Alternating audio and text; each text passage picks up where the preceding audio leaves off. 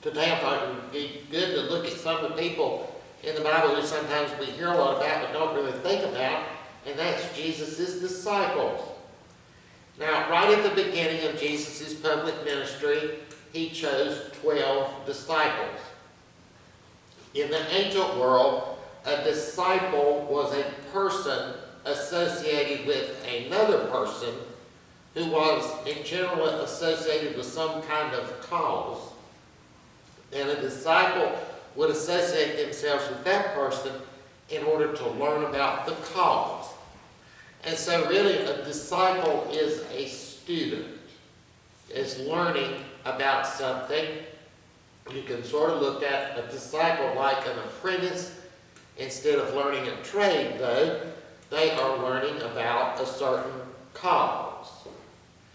And so these 12 men that were Jesus' disciples did not on their own decide to do that. Jesus chose them. Now, we are not told why Jesus chose the ones he did. We do not know how he picked them out. But the way this is pictured is happening is that when Jesus does call them, in every instance where it is pictured that they immediately stop what they're doing and follow Jesus. There's no negotiations. There's no, well, now what's this going to consist of or anything like that. There's nothing like that. When he calls them, they immediately drop what they're doing and they follow him. Now, what's the meaning of the number 12? No one knows. There are a lot of people that's tried to put meanings on it based on other times in the Bible 12 is used, but nobody knows why Jesus chose 12. We do know that these 12, of course, were not the only people who followed Jesus. As Jesus traveled around Galilee, and even when he went to Jerusalem, there were many, many other people that traveled along with him.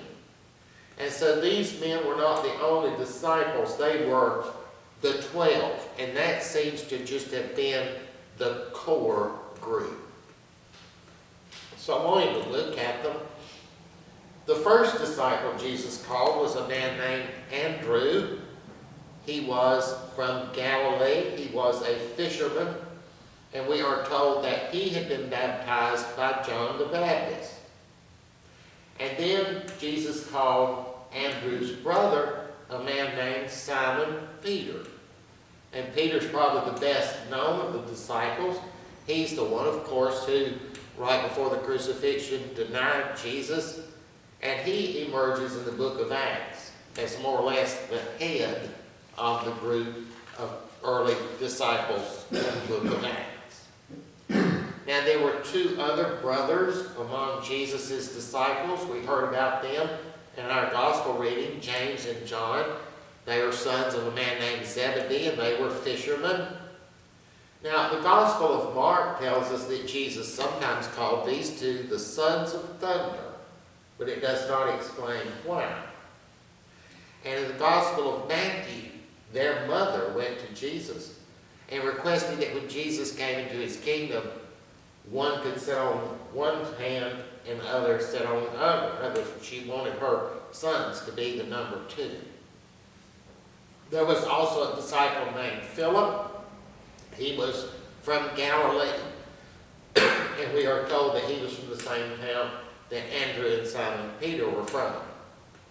Next is a man named Thomas. He sometimes is nicknamed Doubting Thomas because he's the one who said he would not believe Jesus has resurrected until he actually touched and saw the wounds on Jesus' body.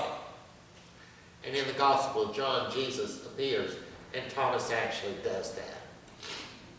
And Thomas is the first one in the New Testament. That is the first time when Jesus is explicitly referred to as God. And after Thomas touches Jesus' wounds, he says, "My Lord and my God."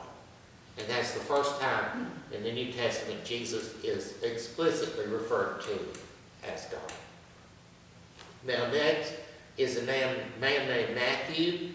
We are told that Matthew was a tax collector for the Romans, and the way he was called is he was sitting in his tax collection office, and Jesus walked by and called him, and he got up and followed Jesus. It says he immediately left everything.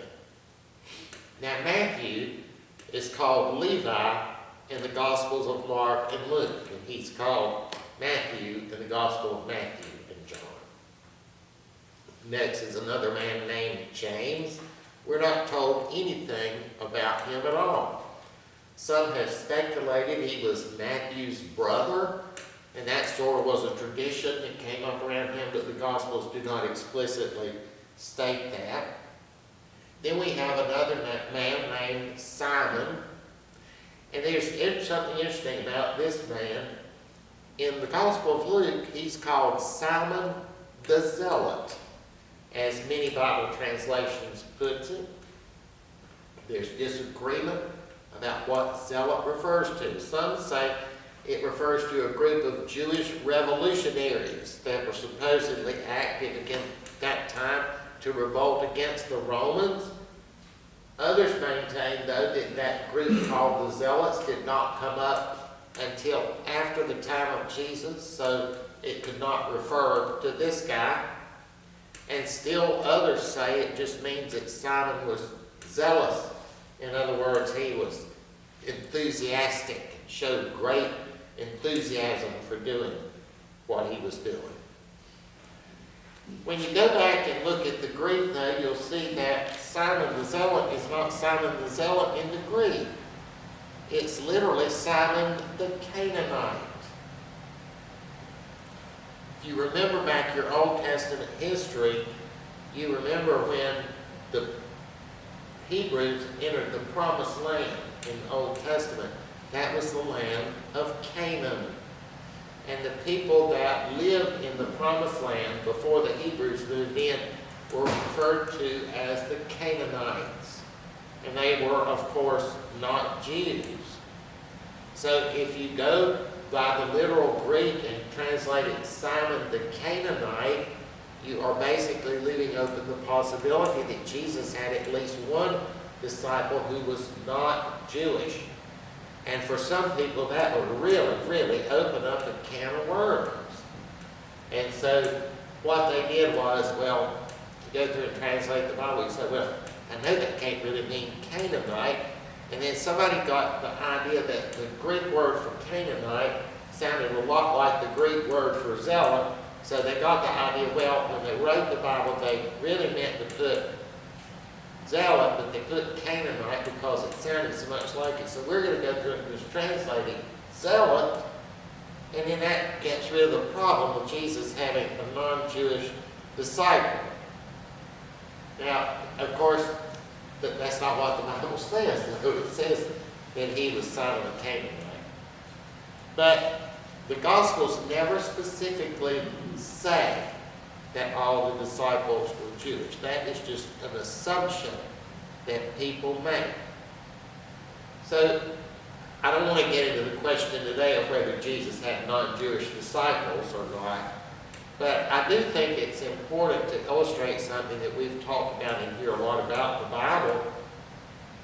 If we come to the Bible with the idea already in our minds that Jesus' disciples were all Jewish, then if we're confronted with something in the Bible that calls that into question, we've got to find some way to get around that. And so the only way we can do that is to say, well, somewhere or another in the transmission of the Bible over the years, it got changed from zealot to Canaanite.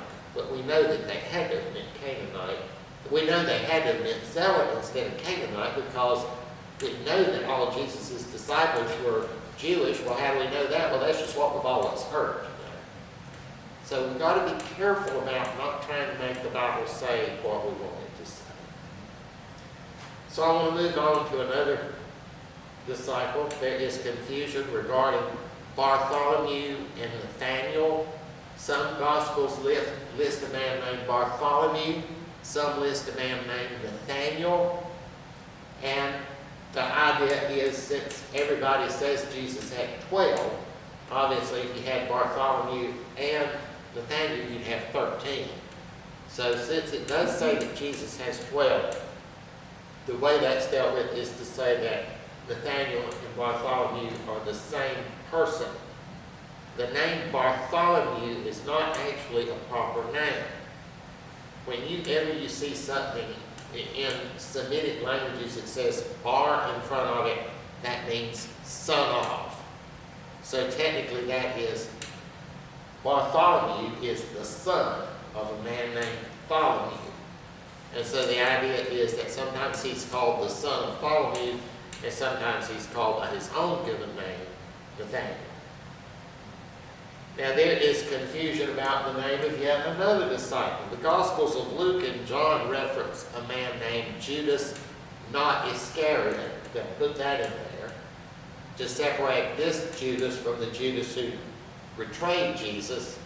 Some manuscripts of Matthew also refer to this man as Judas, but the Gospel of Mark lists him as being named Thaddeus. Some manuscripts of Matthew also call him Thaddeus. And other manuscripts of Matthew call him by the name of Lebbeus. And so it's unclear what this man's actual name was. And of course, finally, the 12th is Judas Iscariot. He is the one, of course, who betrayed Jesus. Now, no one knows what the word Iscariot means. It's a word that nobody knows what it means. There are several different opinions, but there is no way to be sure. And not only did Judas Iscariot betray Jesus, but we are told in the Gospels also that he's the one who handled the money for Jesus and the group of disciples. It never says that he cheated anybody or stole anything. Though it's like a lot of people will say, well, you know he did. We don't know he did. The Bible doesn't say he did, so we don't know. Those are the 12 disciples of Jesus. And really we're not told a lot about them. We know a number of them were fishermen. We know at least one was a tax collector. And we know that Peter was married because the Gospels talk about his mother-in-law. There are other indications in the book of Acts that other disciples were married and had children. It's a mystery, though, as to why their families play no role in the Gospels and play no role in the Bible. Now, some have found it strange that these men who had wives and children, at least some of them, would just turn and walk off from their families like that to follow Jesus. What did their wives and children do? We don't know. Is it that these men just did turn around and desert their families forever or for years and years and years? At one point, Simon Peter tells Jesus, we have left all to follow you. And so is that what they did? Did they desert their families? Or did they just follow Jesus sometimes? Like maybe they would meet up with him now and then. We're not told that. So we are told that at least 5 of the disciples were from Galilee. That's the same region Jesus was from. If you go back to the geography of that area, in the south you have the land of Judah. That's where the Jews were. And that up north of there was Samaria. Samaria was the former land of Israel. Remember, after the death of King Solomon, the kingdom split into 2 parts, Israel in the north and Judah in the south. Israel got taken over by the Assyrians, and it became known as Samaria. Up above Samaria was the land of Galilee. These people were not Jews. They were Galileans. They were not part of the old kingdom of either the Hebrews or Israel or Judah. The Jews were in Judah. Now, so there's Judah in the south where Jerusalem is, then there's Samaria, and then there's Galilee. The Jews did not consider the people of either Samaria or Galilee to be on par with them. But you remember the Jews in Judea felt that they were the only people of all the people in the world who had a relationship with God. Now, where Jesus was from in Galilee was in the area of modern-day Lebanon. And that area had a lot of greenery, and it was a beautiful mountainous type country. A lot of times when we think of Jesus doing his stuff, we think of the sort of being like the desert and going out in the desert and all, but actually Galilee was not all that much unlike the North Carolina mountains, not as tall as that, but it was green and lush and they had vegetation. So the disciples were not the only ones who went around with Jesus. We are told that many, many people followed Jesus around. And it wasn't just that the disciples were following Jesus around. The Gospels give indications that they sometimes operated independently of Jesus. There is an example where a man comes and brings to the disciples his son who has a mute spirit. He wants his son healed. They are unable to do it. Jesus is not there, so obviously they are operating on behalf of Jesus. They're unable to heal this boy, but Jesus does come and he heals the boy. So the context indicates that they were not always with Jesus, and sometimes when they were not, they did works in his name. And this leads us to the difference between a disciple and an apostle. As we saw earlier, a disciple is sort of like a student who is learning from someone. An apostle is sort of like a representative sent out to operate on someone else's behalf. Now, in the Gospels, when Jesus sends the disciples out to do things, he refers to them as apostles because they are going out in his name to minister. And in the book of Acts, after Jesus ascends into heaven, of course, the disciples are no longer disciples, they are apostles, meaning that they are going out with Jesus' message. Now, the Gospel of John states that the disciples, baptized people. That's the only mention of that in the entire Gospels, that the disciples baptized people. It does not tell how they did it or why they did it or what circumstances there were, but it does say that they baptized people. It does also say, though, that Jesus did not baptize people, but the disciples did. The Gospels often portray the disciples in a negative light. There are a number of instances where Jesus gets perturbed at them and irritated at them because they just don't understand. They just don't get it. In the end, when Jesus is arrested, it says that the disciples all flee and just disappear. And then, of course, Simon Peter then, when asked if he was Jesus' disciple, he denies Jesus 3 times. At least some of them resurface around the cross or near the cross at the crucifixion. We do see mention of that. But then, after the resurrection, at least the way the Gospel of Mark portrays it, the disciples run away and hide, for they are afraid. They don't know what to think, and they're afraid. And remember, in the book of Acts even, it is said that they are sitting in an upper room. And even before the book of Acts, in the Gospels, it says they are sitting in an upper room with the door locked, and they are afraid. Now, after Jesus is resurrected and ascends into heaven, we see some talk about 2 disciples, Peter and John, in the book of Acts. We see the rest of them referred to, although we never really see them except a couple of times. We see a mention that one of them would do something. In general, the only ones we actually see much of in Acts are Peter and John. After the first few chapters of Acts, John himself drops out, and Peter basically becomes the chief of the apostles. And then after a man named Paul comes on the scene, as the book of Acts moves on, even Peter himself drops out of the picture, and the focus becomes only on Paul. And so by the time you get to about the middle of the book of Acts, the apostles, as they are now called, drop out of the picture altogether, and the focus moves away from them.